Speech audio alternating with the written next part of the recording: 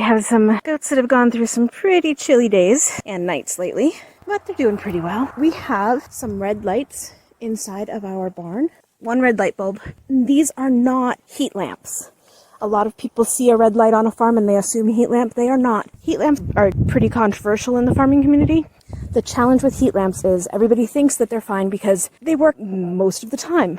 But the problem that you have to worry about is what about the times that they don't work and they can burn down your entire barn. There is no safe way to have a heat lamp.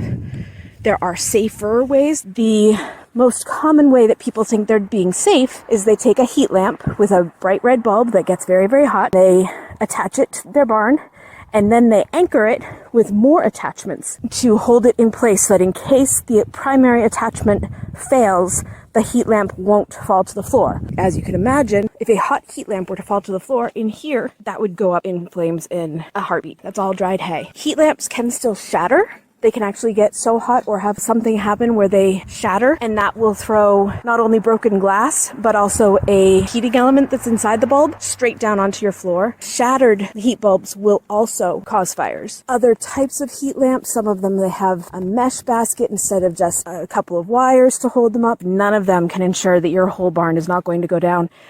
As an example, several years ago, about an hour from me, there was a veterinarian that had chicks in her living room under a heat lamp. It was well contained, and somehow it still managed to burn down her entire house. There was a veterinarian closer to me just last winter who has a sheep farm, and his entire barn burnt down, killing, I believe it was like half or more of his sheep. He is incredibly well respected in the community. You need to put aside the idea of if it's safer, then it's safe enough. When it comes to heat lamps, it's never safe enough. It's not a nice thing to think about. Better to have one goat die from being too cold than to have your whole herd and barn go up in flames. I'll get off my soapbox now.